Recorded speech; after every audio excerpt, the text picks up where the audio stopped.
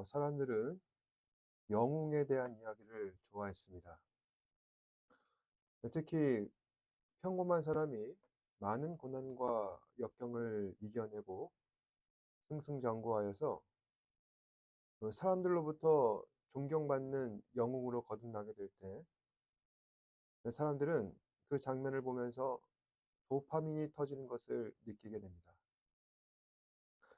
제가 좋아하는 드라마 중에 허준이라는 드라마가 있습니다.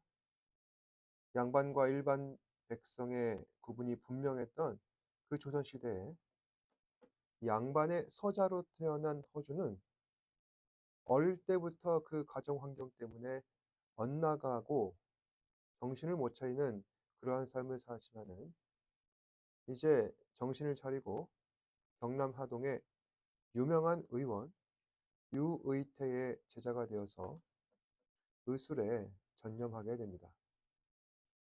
그에게도 많은 고난과 역경이 있었지만 결국 성공한 의원이 되었고 과거 시험에도 급제하여 왕의 주치의, 즉 어의의 자리까지 승진하게 됩니다.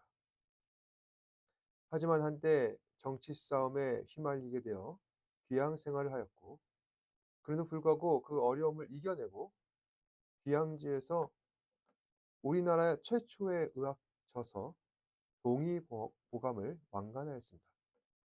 그리고 마지막까지 병자들을 돌보다 숨을 거두게 됩니다. 실제 허준이라는 인물에 대해 드라마나 소설 속에는 좀 과장되어 묘사된 측면이 없잖아 있습니다. 그럼에도 허준의 캐릭터 자체는 많은 사람들에게 감동을 주었습니다. 저와 같은 경우 허준이 고난을 이기고 그 성공하는 모습을 드라마를 통해 보면서 일종의 카타르시스를 느끼기까지 했습니다. 그런데 사실 사람들은 그 성공 자체만 가지고는 큰 감동을 받지 못합니다. 그냥 성공하기도 힘든데 고난을 이기고 성공하게 된다면 2배 이상의 노력을 기울여야 하므로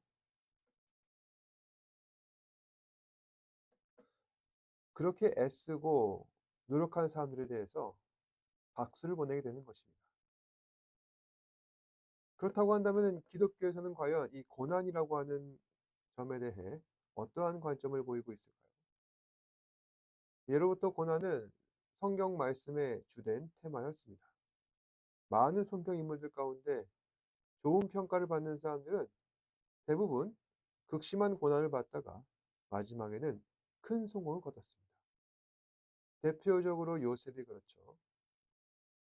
요셉은 어렸을 적에 아버지 야곱으로부터 많은 사랑을 받고 자랐습니다. 하지만 형들의 시샘과 질투로 인하여 애굽의 군대 장관 보디발의 노예로 잡혀가게 됩니다. 거기서도 그는 어려운 일을 겪다가 나중에는 감옥에 들어가게 되는데 하지만 애굽의 왕 바로의 눈에 들어서 국무총리로 발탁되었고 결국 자신을 노예로 팔아버린 그 형들에게 사과를 받고 죽을 때까지 평안한 삶을 누리는 성공을 얻게 됩니다. 그 밖에도 모세, 다윗, 여러 인물들은 다 하나같이 고난을 겪어왔었지만 나중에는 큰 성공을 거두는 최후를 맞이합니다. 이처럼 성경 인물들은 고난을 어김없이 겪게 되었는데 이러한 고난은 세상 사람들과 받는 고난과 몇 가지 차이가 있다는 것이죠. 성경 속의 고난은 어떤가? 이것은 하나님의 특별한 계획을 위한 고난일 가능성이 높다는 것입니다. 물론 세상에서 일어나는 모든 고난은 하나님의 손길을 따라 나타납니다. 그런데 성경에서 택함받은 사람들이 겪는 고난에는 하나님의 특별하신 의도가 숨겨져 있는 것입니다. 그리고 그 의도를 따라 계획적으로 하나님께서는 그 사람에게 고난을 허락하십니다. 그래서 하나님께서 나타내시는 고난은 일종의 연장된 축복이라 할 수 있는 것이죠. 또 한 가지 더 하나님께서 고난을 허락하신 것은 단지 징벌적 차원에서 나타낸 것만은 아니라는 겁니다. 고난을 통해 그 사람을 더욱더 연마시켜 믿음의 사람으로 무장되기 위한 목적이 있다는 것입니다. 그러니 믿는 자에게 고난이 찾아올 때 이상해하거나 노여워하는 것이 아니라 고난 뒤에 찾아올 하나님의 은혜를 기대하며 잘 버티고 견뎌야 할 것입니다. 그런데 왜 이렇게 고난에 대한 이야기만 주구장창 하고 있을까요? 오늘 말씀은 이사야 선지자가 쓴 이사야서의 후반부를 다루고 있는데 여기서 이사야는 고난받는 종에 대한 이야기를 하고 있다는 것입니다. 이사야서 52장 13절 14절 보면은 이사야 선지자는 다음과 같이 전합니다. 보라, 내 종이 형통하리니 받들어 높이 들려서 지극히 존귀하게 되리라. 전에는 그의 모양이 타인보다 상하였고 그의 모습이 사람들보다 상하였으므로 많은 사람이 그에 대하여 놀랐거니와. 이 말씀의 맥락을 잠깐 설명드리자면은 이사야는 하나님께 들은 말씀을 이스라엘 백성에게 있는 그대로 전하는 선지자였습니다. 그래서 52장 말씀 역시 하나님께 들은 말씀을 이스라엘 백성들에게 그대로 전하고 있는 것입니다. 그런데 하나님께서는 이사야에게 하나님께서 택하신 어떤 한 종에 대한 말씀을 전하고 계십니다. 그리고 그 종은 형통하여서 높이 들리며 존귀하게 된다고 말씀하십니다. 종은 하인입니다. 주인이 하라는 대로 할 수밖에 없는 수동적인 존재입니다. 자발성과 인격도 없습니다. 그런데 하나님께서는 이 종이 형통하게 될 것이며 존귀하게 될 것이라 말씀하십니다. 그런데 그 다음 구절이 중요합니다. 14절에 전에는 그의 모양이 타인보다 상하였고 그의 모습은 사람들보다 상하였으므로 많은 사람이 그에 대하여 놀랐거니와. 그러니까 하나님께서 택하신 이 종은 그 모양새가 다른 사람과 비교해 보았을 때 상하였다. 맞아서 상처를 입었다. 그래서 사람들은 하나님의 종이라면서 이 사람이 상처를 입고 버림을 받았을 때 크게 놀랐다고 합니다. 네, 그런데 나중에 이 종이 어떻게 된다고 했죠? 13절에 내 종이 형통하니 받들어 높이 들려서 지극히 존귀하게 된다 했습니다. 그리고 15절에는 이 부분에 대해 좀 더 자세하게 나와 있는데 15절에 그가 나라들을 놀라게 할 것이며 왕들은 그로 말미암아 그들의 입을 봉하리니 이는 그들이 아직 그들에게 전파되지 아니한 것을 볼 것이요 아직 듣지 못한 것을 깨달을 것입니다. 여러분, 하나님께서 택하신 종이 한때는 고난도 받고 남들로부터 크게 상처도 입었지만 결국에 형통하여져서 그 종은 주변 나라들을 놀라게 할 것이고 왕들은 그 종이 하는 말을 안 들으려고 입을 봉해버리기까지 한다는 것입니다. 왜냐? 그 나라 백성들이 아직 듣지 못한 얘기를 그는 전하게 될 것이고 그로 인해 사람들은 큰 깨달음을 얻게 된다는 것입니다. 대체 어떤 얘기를 전하는 것이기에 주변 나라들이 깜짝 놀라고 그 나라의 왕들은 종이 하는 말을 나라 안팎에 전파되지 못하게 입을 봉해버리는 거예요. 그 메시지를 알려면은 이사야서 53장 4절에서 6절 말씀을 참조하시면 됩니다. 여기서는 이 종이 고난 당함으로 어떤 일이 일어난지 구체적으로 설명하고 있는데 종에게 나타날 이 고난이 각 나라의 왕들에게 있어서 큰 위협이라는 것을 이 말씀은 전하고 있는 것입니다. 그러면 하나님께서는 이 종에게 대체 어떤 일을 나타내실 걸까요? 대체 이 종에게 나타내실 일이 어떠한 일이기에 각 나라와 나라들에게 큰 위협이 되는 것일까요? 4절에 보면은 그는 실로 우리의 질고를 지고 우리의 슬픔을 당하였거늘 우리는 생각하기를 그는 징벌을 받아 하나님께 맞으며 고난을 당한다 하였노라 이렇게 전합니다. 그러니까 이 종이 받는 고난은 사실 우리가 원래 받았어야만 했던 질고 그러니까 질병으로 인한 고통을 말하는 것인데 이 말씀에 따르면은 하나님께서 택하신 이 종은 우리의 질병을 대신 책임지고 그 고통을 대신하여 받아준다는 것입니다.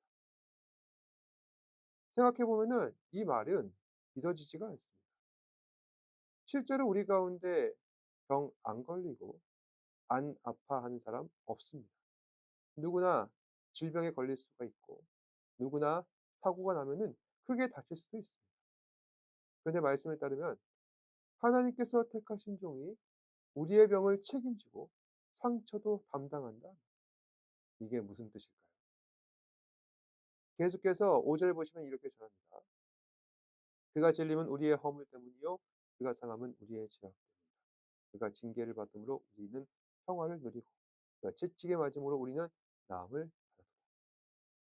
그러니까 하나님께서 택하신 종은 장차 찔림을 당하게 될 것이고 그가 상함을 받게 될 것인데 이거는 전부 다 우리의 허물과 죄악 때문이라 했습니다. 여러분, 허물이란 무엇일까요? 허물은 내가 알면서도 하나님의 뜻을 애써 무시하고 반역을 꾀하는 것이 바로 허물이라고 합니다. 그러면 죄악은 무엇입니까? 죄악이란 하나님의 법과 성품에서 벗어나려고 하는 악행을 의미하는 것입니다.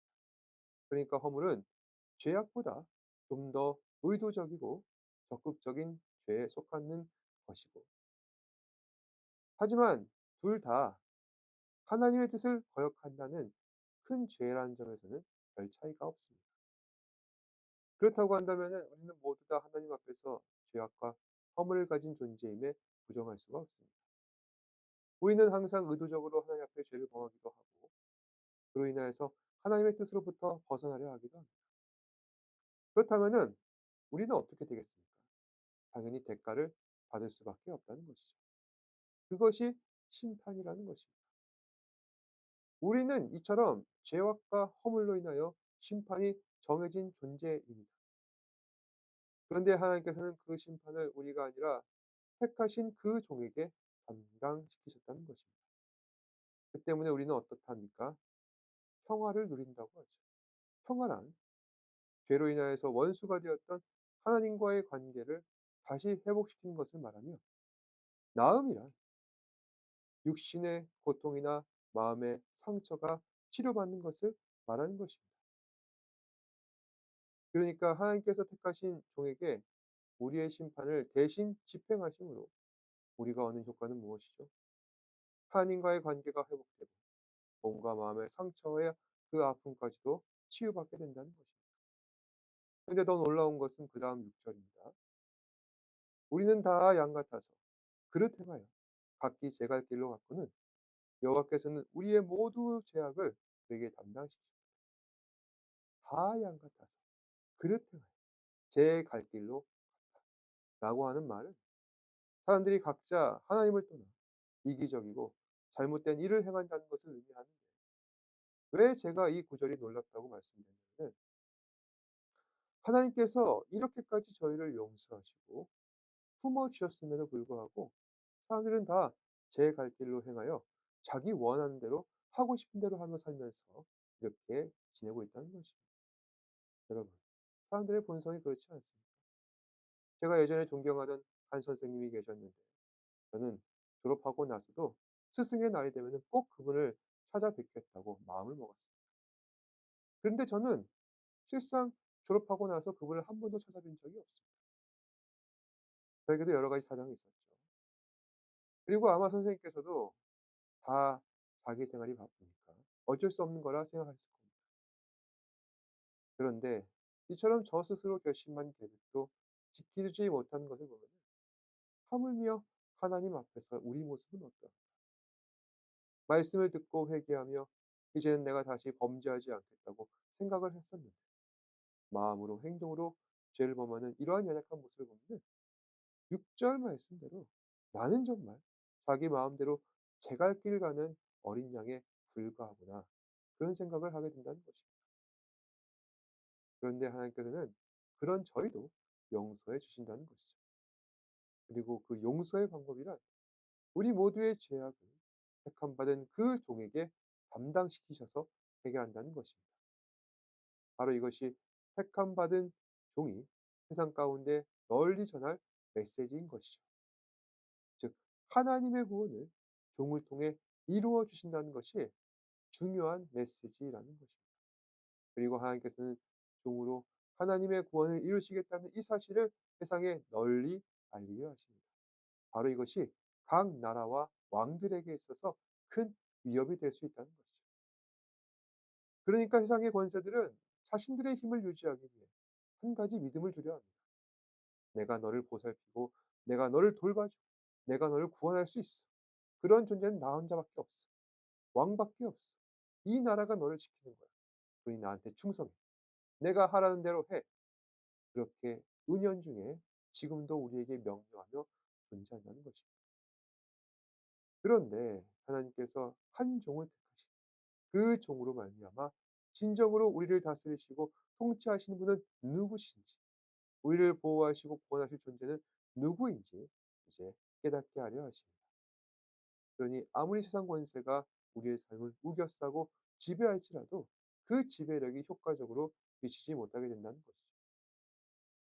그러면 과연 하나님께서 택하신 이 종은 누구일까요?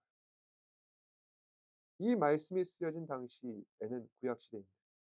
구약시대에서는 하나님께로부터 기름 부음 받은 존재가 있어서 이 사람이 구원자로 올 것임을 믿었었고, 그래서 기름 부음 받은 자라는 뜻으로서 메시아라 불렀다고 합니다.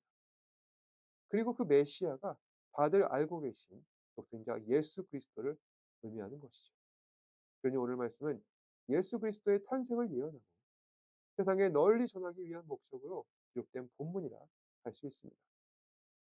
그렇다고 한다면 과연 이게 우리에게 어떤 교훈으로 다가오고 대체 이게 우리 삶에 무슨 소용이 있을까요? 여러분, 우리는 왜 하나님만 믿어야 합니까? 왜 예수 그리스도를 믿어야 하죠? 그냥 훌륭하신 분입니까? 세상을 살다 보면은 얼마든지 훌륭한 사람 많습니다. 그런데 사람들은 그 사람을 믿으라고는 하지 않죠. 즉 신앙의 대상으로 여기지는 않는다는 이야기. 사람은 누군가를 신앙의 대상으로 여기려고 한다면은 몇 가지 중요한 전제 조건이 성립되어야 합니다. 하나는 그 신앙의 대상을 보증할 존재가 있어야 합니다. 또 하나는 그 신앙의 대상이 대체 내게 무엇을 약속해 줄 수 있는가. 그렇다고 한다면은 신앙의 대상을 보증해 줄 존재는 과연 누구일까요? 바로 우리를 창조하신 하나님께서 독생자 예수 그리스도를 보증해 주셨다는 것입니다. 오늘 말씀은 그 점을 주장하고 있는 것이고요. 그러면은 신앙의 대상이 되신 예수님께서는 과연 우리에게 무엇을 약속하고 계십니까? 아까 말씀드렸던 영혼의 구원, 그리고 우리 모든 죄악과 허물을 친히 담당해 주실 것이다. 그러면 이 약속의 가치가 얼마나 큰가? 그 점을 생각해 보면 어떻습니까? 만약 우리 영혼이 구원받지 못하고 그대로 죽어버리게 된다면 여전히, 그리고 우리 안에 있는 죄의 문제가 해결받지 못하고 죽어버리게 된다면 어떻게 되겠습니까? 죽어서 후회하는 것보다 죽기 전에 이 문제를 해결하고 마음의 평안을 얻는 것이 더 가치 있는 일이 아니겠습니까? 오늘 말씀은 이 약속을 세상에 널리 전합니다. 과거 하나님을 떠나갔던 사람들을 다시 하나님의 품으로 불러 모으고 그로 말미암아 영원한 생명의 약속, 구원의 약속을 독생자 예수 그리스도 그리고 택함 받은 하나님의 종의 그 헌신으로 성취하려는 것입니다. 그리고 이 약속이야말로 세상 권세와 권력의 치명적인 것이 무엇이냐? 바로 지금 이 세상을 살면서 우리가 그들의 통치와 지배를 받으며 그들의 영향력 가운데 있지만 이 통치와 지배는 결코 영원하지 않기에 세상에서는 어쩔 수 없이 그들의 명령을 따르면서 마음의 법으로는 영원하신 하나님을 따라 순종하며 살게 된다는 것입니다. 그래서 과거로부터 세상 권세들은 교회, 예수 믿는 사람들을 그렇게 끈질기게 핍박해 왔던 것입니다. 하지만 그런 핍박도 잠시일 뿐 하나님께서는 반드시 승리하실 것입니다. 그 증거가 바로 예수 그리스도의 십자가 사건이었던 것이죠. 사단은 예수님을 무너뜨려 구원의 계획이신 십자가 사건을 무효화하려 합니다. 하지만 예수님께서는 그 모든 시험을 이기시고 마침내 십자가에서 구원을 완성하셔서 우리를 죄에서 구원하셨습니다. 바로 이 사실을 믿는 것이 신앙이라는 것이죠.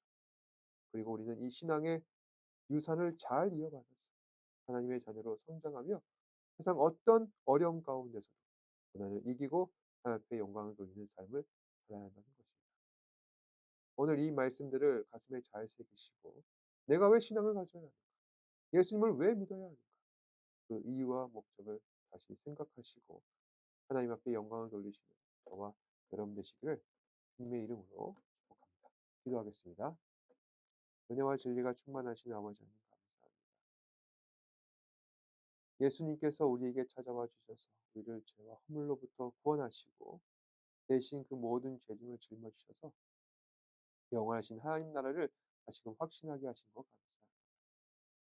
우리 지체들 내가 왜 예수를 믿어야 하는지, 내가 왜 하나님의 자녀로 살아가야 하는지, 이것 사실에 감사해야 하는지 오늘 말씀을 통하여서 확인하였습니다. 이번 한 주간 살아갈 때 하나님 자녀로서의 그 자부심을 회복시키시고 또한 그로 인하여서 주 앞에 영광 돌리며 살아갈 수 있는 다양한 지체를 되게 하여 주옵소서. 모든 말씀 예수님 이름으로 기도드립니다. 아멘. 하늘에 계신 우리 아버지여, 이름이 거룩히 여김을 받으시오. 나라가 임하옵시며 뜻이 하늘에서 이루어진 것 같이 땅에서도 이루어집니다. 오늘 우리에게 일용할 양식을 주시옵고 우리가 우리에게 죄 지은 자를 사하여 준 것 같이 우리 죄를 사하여 주시옵고 우리를 시험에 들게 하지 마시옵고 다만 악에서 구하시옵소서. 나라와 권세와 영광이 아버지께 영원히 있사옵나이다. 아멘.